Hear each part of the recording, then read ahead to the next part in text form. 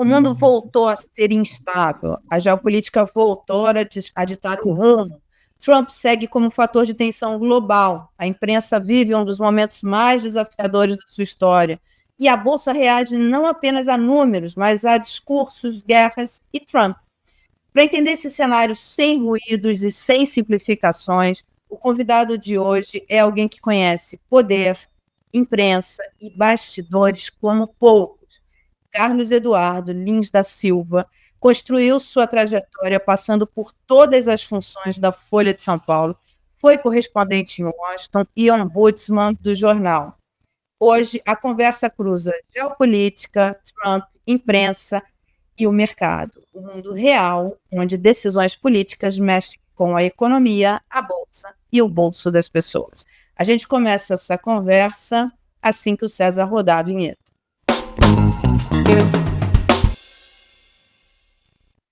Carlos Eduardo Lins da Silva, eu esqueci de colocar o principal no seu currículo. Foi meu chefe no Valor Econômico. Quem tem aí?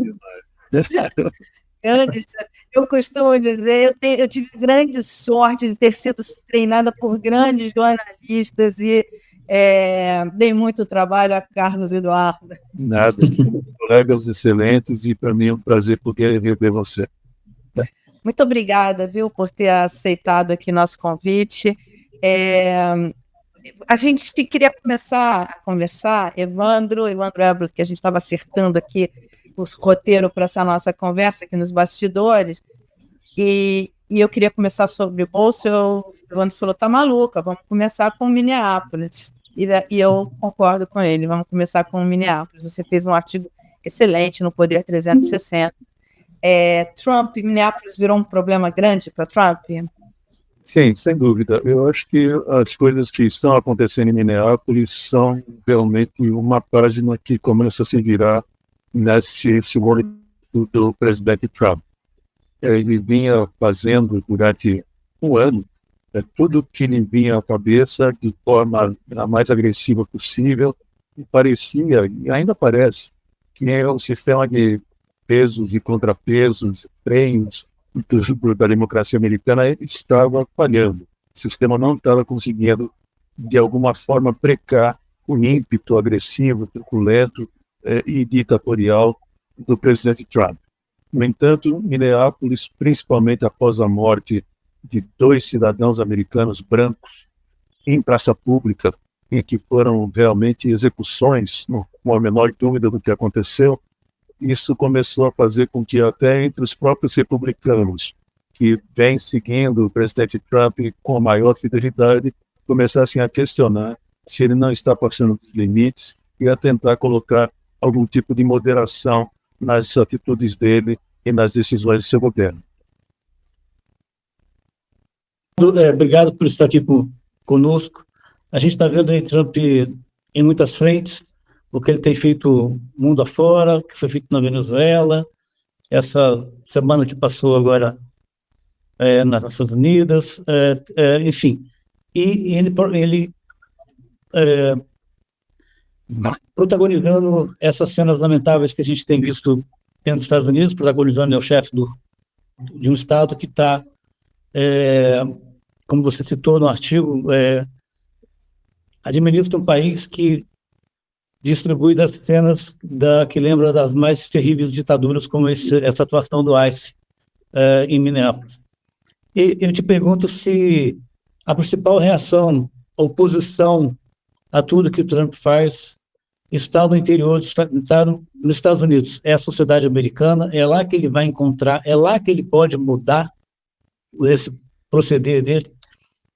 Sem dúvida, eu não tenho a menor dúvida de que depende só da sociedade americana a continuidade ou a interrupção desse tipo de comportamento completamente antidemocrático que o presidente Trump tem adotado desde que voltou a assumir a Casa Branca.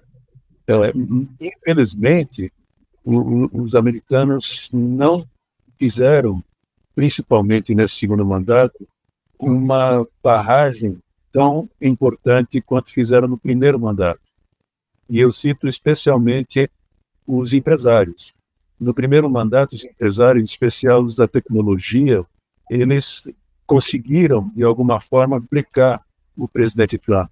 Nesse segundo mandato, surpreendentemente para mim, inclusive, os principais empresários americanos não pouparam esforços para bajular o presidente Trump, dando dinheiro, quantias impressionantes de dinheiro, a começar pelo mais polêmico, o mais rico de todos, que é o Musk. Mas os demais, todos, grandes empresários, principalmente da área de tecnologia, também passaram a apoiar e ajudar o presidente Trump, em vez de fazer algum tipo de ponderação sobre o tipo de destino que ele está dando ao país. Trump colocou, quando ele fez ali a sua política nacional de segurança, quando ele muda o foco para a América Latina, a gente conversou com alguns estrategistas políticos e falou, olha, o Brasil tem que olhar isso mais seriamente, por conta da indústria de defesa brasileira e tal. Como é que você acha que vai ser? Como é que qual os reais riscos do Brasil, interferência de Trump nas eleições brasileiras? Como é que você está? Qual é a tua expectativa em relação a isso?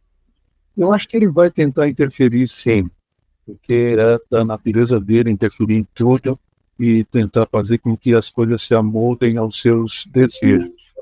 No entanto, eu acho que o governo do presidente Lula tem tido muito sucesso na maneira como ele tem lidado com o Trump.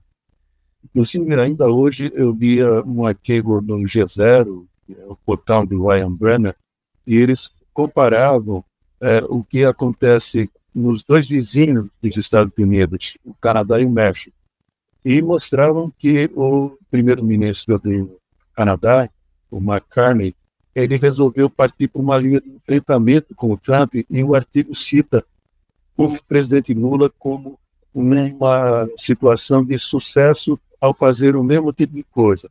Não confrontar de uma maneira agressiva, mas de uma maneira altaneira, digamos, uma maneira de você pode fazer o que você quiser, mas nós somos os donos do nosso país. Por enquanto, está dando certo. Tanto que, como vocês todos sabem, nós nos lembramos, as punições tarifárias que haviam sido impostas ao Brasil, a maior parte delas foi suspensa, a punição da lei Magnitsky foi suspensa, o presidente Trump e o presidente Lula têm conversado, o presidente Trump tem elogiado o presidente Lula. Então, eu acho que as coisas caminham bem. No entanto, a minha expectativa é de que vai haver problemas, muitos problemas, porque é da natureza, como eu disse, do Trump, querer que todos obedeçam, sigam fielmente os seus desejos, façam aquilo que ele quer e sem nenhum tipo de contestação. Eu acho que nós vamos ter problemas sim, principalmente quando a campanha eleitoral começar e principalmente se o presidente Lula não souber dosar muito bem, como até agora eu acho que ele tem feito, o tipo de crítica e o tipo de consideração que ele faz a respeito do presidente Trump. Eduardo, eu quero entrar nesse ponto contigo.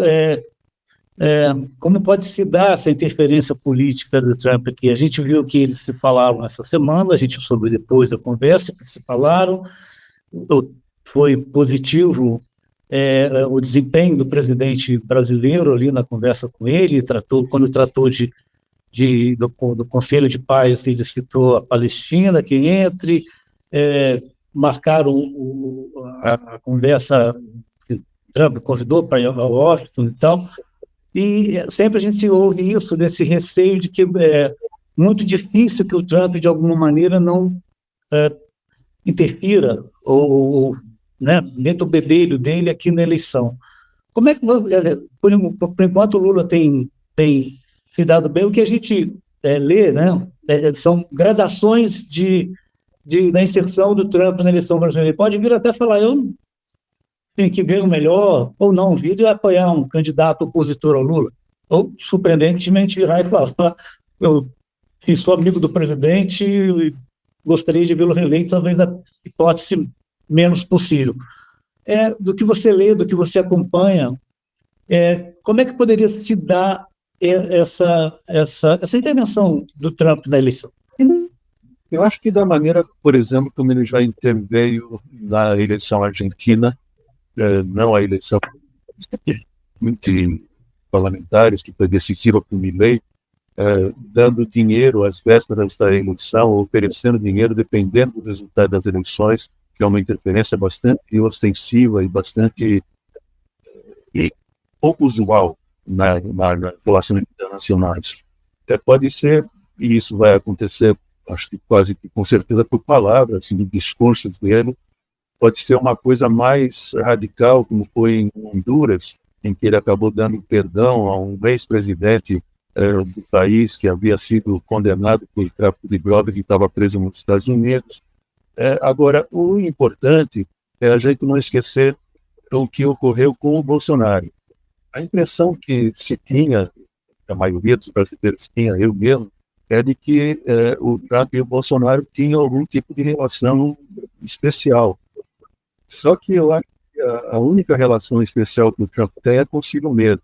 E ele tem essa mania de que perdedor não merece nada. E no momento em que o Bolsonaro foi preso, e que ficou claro que não haveria uma reação popular significativa à prisão do Bolsonaro, o Trump largou o Bolsonaro completamente. Então, eu não sei se a candidatura do Jair Bolsonaro vai fazer com que o Trump se mobilize por ser filho do Bolsonaro.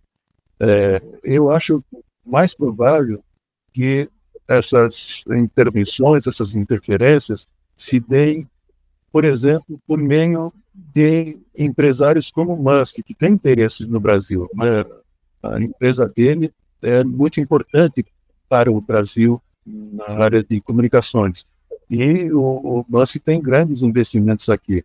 Eu acho que algum tipo de chantagem pode ser feita com o Musk e com o próprio Trump. Mas é tudo muito imprevisível, sabe? Eu desisti, para o meu benefício, de fazer previsões em relação ao Trump, desde que eu cometi o maior erro da minha carreira jornalística. Na eleição com a Hillary, eu escrevi várias vezes, inclusive no Valor, que a Hillary iria vencer. E eu até dizia que ia vencer por uma grande margem, uma diferença grande. Ela venceu nos votos populares, ela venceu por uma diferença significativa, não muito grande, mas uma diferença significativa, 2%. Mas ela perdeu a eleição, e foi legal, a perda foi legal. Então eu não faço mais previsões sobre o Trump, porque ele é absolutamente inesperável e qualquer coisa pode acontecer com ele. Essa é a minha experiência e é ruim. Então eu não vou fazer previsões sobre como ele vai interferir no Brasil, mas eu acho que ele vai tentar sim. Pode ser até, como você levantou a possibilidade, a mais inesperada de todas. Pode ser até que eles se deem tão bem, o Lula e o Trump, que ele pode, não, o Lula está fazendo um bom trabalho, como ele está fazendo com a Delcy na Venezuela. Isso era uma coisa que também já verdade. Bem lembrado. Ele está falando, a Delcy está fazendo um bom trabalho, estou gostando, ela está ajudando. Imagina, essa mulher, até pouco tempo atrás, a vice-presidente do Maduro, ela fazia discursos absolutamente histéricos contra o Trump. Então, o Trump é inesperado. Não dá para fazer previsão com uma mínima chance de acerto. Carlos, é inesperado ou não é confiável? Porque ele descartou a Maria Corina muito fácil, né?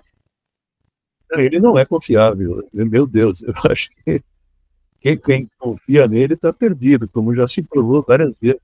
Diversas pessoas que fizeram tudo por ele acabaram se dando muito mal. Ele é inesperado e não confiável. Só para você não se sentir sozinho, Carlos Eduardo, na eleição dele com a Hillary, eu ainda estava na Globo, estava na Globo News, e aí eu estava lá, fiquei trabalhando ali até tarde, tal, aí depois fui para casa e comecei, e as pesquisas, né, a apuração vindo e mostrando ali ele ganhando e tal, e aí eu liguei para o meu editor na época e falei, gente, mas ele não, vai dormir tranquila, que isso vai virar, à noite isso vai virar. Acorda, Trump eleito, né? Pois é. Eu também fiquei. Eu tenho um filho que é cidadão americano, ele nasceu lá, ele mora no Canadá. E nós ficamos, eu não dormia aquela noite. E ele desesperado falando, não, filho, fica tranquilo, não vai ganhar, a Hillary vai ser feita, não se preocupe com isso. E eu fui dormir, ele foi, e no dia seguinte ele acabou me cobrando ainda. Tem uma comparação bem tabajara, a gente, na eleição na Câmara dos Deputados, a gente dormiu, acordou com Severino Cavalcante, presidente, quem não se lembra. Desculpa a comparação, mas eu não resisti. Casadona, eu te pergunto sobre se você se é possível dizer que o Trump, nesse momento, ele está tendo está refletindo, está tendo algum recuo. A gente está vendo que a questão da Groenlândia, que ele primeiro vou invadir, vou de qualquer jeito, a favor ou contra, já deu um recuo, já admitiu um acordo, enfim, está meio em banho-maria aquele assunto. A Venezuela, a gente invadiu, bom, tem o controle ali. E agora, nessa história de Minneapolis, a gente está vendo que ele também parece que está tentando ter algum juízo, mas ali eu acho que talvez seja o caso mais complicado para ele. As cenas que a gente vê hoje, eu vi uma cena, acho que era uma diretora de escola com aqueles homens ali na frente, né, com aquelas vestimentas dela, aquela balaclava, né, que se chama. Como é que você entende isso? Ele está, de fato, tentando... Bom, você já falou que não faz avaliação futura alguma dele, mas dá para considerar que ele está minimamente ali tendo algum 0,1% de juízo, não? Eu acho que juízo ele não tem nenhum, mas ele recua quando vê que não tem outra saída. E eu acho que, primeiro nas relações internacionais, da questão da Venezuela, eu errei de novo, eu achava que ele jamais iria invadir a Venezuela. Não errei nisso, porque ele não invadiu a Venezuela, ele fez uma ação pontual. Tirou de lá o presidente e colocou de volta. Como ele fez, e colocou na prisão nos Estados Unidos. Como ele fez com o Irã. Ele ameaça, mas no Irã ele mandou drones atirarem em cima das instalações nucleares, futuras instalações nucleares do Irã. Eu acho que o Trump é, acima de tudo, um covarde. Ele não iria invadir a Groenlândia, eu acho, jamais, porque seria alguma coisa que colocaria em risco a vida de soldados americanos. Ele não aturaria, ele não conseguiria sustentar-se politicamente se começassem a aparecer corpos de soldados americanos chegando aos Estados Unidos, mortos, só ações em outros países. Inclusive porque ele construiu grande parte da campanha dele dizendo isso, que ele não iria fazer nenhum tipo de intervenção militar fora dos Estados Unidos. Então, eu acho que no caso de Minneapolis, no caso de Minnesota, ele percebeu com o começo de discursos de republicanos fiéis a ele, de que aquilo estava demais, que ele tinha passado limites. Os empresários, Minneapolis é um estado que tem a série de muitas empresas bastante grandes. Os empresários se manifestando pela primeira vez, dizendo que está passando dos limites, não pode continuar assim. Então, eu acho que o recuo dele em Minneapolis se dá por um mínimo de realismo político, porque ele viu que ele estava se dando mal. No caso da Groenlândia, eu acho que porque ele sabia que uma invasão da Groenlândia não daria certo, porque não se trata de Venezuela, não se trata de um país de menor importância. Com a reação de toda a União Europeia junta de que não admitiria um tipo de intervenção armada, eu acho que ele foi obrigado também a recuar. Mas, de novo, não dá para prever nada. Carlos Eduardo, você participou do aquário de grandes redações desse país, enfim, e é um jornalista reconhecido internacionalmente. Vamos mudar um pouquinho essa conversa para a imprensa. Esse fenômeno dos influencers, muitos que nem são jornalistas, mas que às vezes se travestem um pouco de jornalistas. Eu não tenho nada contra, influencers no coisa, eu acho que tudo bem, mas existe um jornalismo profissional que roda nas redes, na internet, enfim, também. E muitas vezes as pessoas não sabem diferenciar isso, né? O que é jornalismo, o que é influência, essas coisas. Como é que você. E hoje há um temor em relação à inteligência artificial na cobertura das eleições. Como é que você. Qual é a sua expectativa em relação à cobertura dessas eleições e com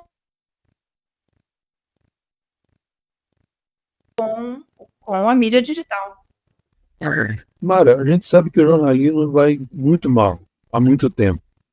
Desde o começo da década de 90, quando a internet começou a se universalizar, a imprensa tradicional passa por uma crise que não foi resolvida, com a qual ela não soube lidar bem e tem sofrido as consequências de uma forma muito brutal. E o presidente Trump é o grande exemplo para todos os líderes políticos autocratas e autoritários do mundo. E ele tem usado, nesse seu segundo mandato, novas estratégias muito mais eficientes do que as que ele usou no primeiro mandato, quando a imprensa foi um dos focos de resistência aos seus desmandos. Ele começou com essa coisa de processos bilionários contra qualquer matéria jornalística que não o agradasse, e nem que se referisse só a ele. O primeiro desses processos foi porque ele não gostou da edição que se fez da entrevista que a Kamala Harris deu à CBS. Ele achou que aquilo havia sido uma propaganda eleitoral numa entrevista jornalística, e processou a CBS por, eu não me lembro quanto, mas na casa de $1 bilhão. E a CBS fez um acordo com ele e admitiu que tinha errado. E a CBS parou de fazer matérias que desagradassem o Trump. Agora, a CBS está sob o poder de um grupo econômico que é dominado por um dos principais aliados do presidente Trump. Então, a CBS já não faz mais nenhum tipo de jornalismo que possa ser considerado imparcial. A CNN, que tem sido sempre um dos grandes bastiões, às vésperas de ser comprado pelo Larry Ellison, que é outro fiel escudeiro do presidente Trump. Então ele está, por meio, e há outros processos, eu não vou ficar cansando vocês aqui citando esse exemplo, mas eu diria, por meio de processos em que ele tem conseguido retratação, por exemplo, da ABC, da CBS e de outros veículos. E agora ele está processando a BBC em Londres também. E por meio de compra de emissoras ou veículos que são críticos do presidente Trump, compra por amigos dele, por pessoas leais a ele, como o Washington Post, hoje quer dizer, deixando de fazer jornalismo independente porque está nas mãos do Jeff Bezos, que se aliou. Por esses dois meios, os processos e os amigos que são donos de grandes veículos jornalísticos, ele está conseguindo fazer com que a imprensa tradicional perca ainda mais o seu prestígio. E os influencers, Mara, são a grande ponta de lança dele. Realmente, como você diz, hoje a maior parte das pessoas não se informa mais por meio dos veículos tradicionais, se informa por meio das redes sociais e por meio desses influencers. E esses influencers, eles são hoje o principal aliado nas mídias americanas do presidente Trump. Inclusive no Pentágono, toda a imprensa tradicional foi descredenciada e os atuais correspondentes no Pentágono são todos eles influencers ou donos de pequenos blogs ou grandes portais perfeitamente alinhados com o presidente Trump. Então eu vejo com bastante pessimismo o futuro da imprensa e acho que isso pode se repetir em qualquer país onde um político autoritário e autocrático resolva se espelhar no Trump e fazer aqui ou em qualquer lugar as coisas que ele tem feito nos Estados Unidos. Nós três aqui somos filhos do jornalismo impresso. Eu te pergunto que falta faz o jornalismo daquele tempo que título de matéria era título normal, não era aquela isca, conheça aqui o que não sei o que Bolsonaro pensa sobre Michele candidata. A gente já, e objetivamente direto ali no título, não usava esse tipo de artifício. Muito... ideia do que é a nossa vida com Evandro Éboli, porque ele odeia algoritmos, ele odeia a mídia digital. Ela se incomoda com a minha Hamilton. Ela se incomoda com a minha Hamilton. Ele castiga a gente aqui. Esse título não dá. Eu falei, dá, Evandro. Não pode repetir essa parte? Pode, Evandro. Vamos tentar aqui, se a gente consegue. A gente respeita o jornalismo, mas tem umas né? A gente é do jornalismo de manual, literalmente jornalismo de manual da sua época. E eu te pergunto isso, se, né, até o formato dos jornais que ainda resistem, os impressos estão aí com formato menores, tiragem menores, preço de anúncio bem menores do que já foi no passado. Como é que você avalia hoje a cobertura? A gente tem um caso muito apropriado para a excelência da cobertura, que é esse caso do Banco Master, que a imprensa toda, quase toda, quem está descobrindo, está apurando, está chegando a coisas, tem uma Polícia Federal atuante, temos personagens de alta octanagem dos 3 poderes aí, e uma pergunta que está me constando, se você fosse fazer uma coluna hoje de ombudsman do jornalismo brasileiro, qual seria? Olha, eu odeio parecer ou ser saudosista. Quando eu era jovem, eu não gostava nem um pouquinho das pessoas mais idosas ficarem assim, no meu tempo era bom, como era bom, como agora é ruim. Agora as pessoas mais idosas somos nós. Por isso eu não quero ser igual aquelas que eram as mais idosas quando eu era jovem. E eu acho que a vida é o que é a vida. As coisas hoje são assim. Não tem como encontrar. E como você diz, Evandro, o caso Master é um exemplo de que o jornalismo ainda faz coisas boas. E para dar um exemplo dos Estados Unidos e de Minneapolis, o jornalismo, principalmente o New York Times, ele tem feito um trabalho magnífico, inclusive para mostrar que esse cidadão, o enfermeiro, que foi morto, ele não estava portando uma arma. Eles fizeram, pegando aí, veja que aí é uma junção interessante das novas tecnologias com o velho jornalismo. As pessoas filmaram tudo ali, agora tudo isso é filmado no telefone celular por qualquer pessoa.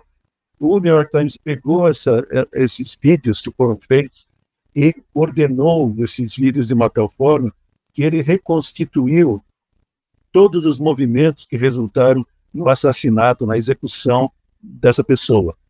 E usando para isso os vídeos de telefones celulares. Então, o jornalismo ainda é capaz de fazer coisas muito boas e tem feito.